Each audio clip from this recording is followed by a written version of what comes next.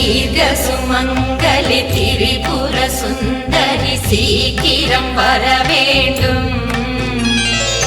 கௌரி மனோகரி காலடி தடங்கள் இதயத்தில் பட வேண்டும்.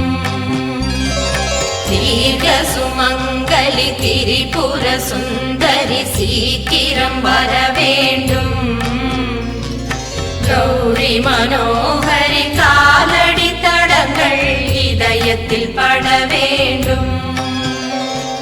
ஆடிய பாதமும் சூடிய பிறையும் மௌனம் தரலாமா?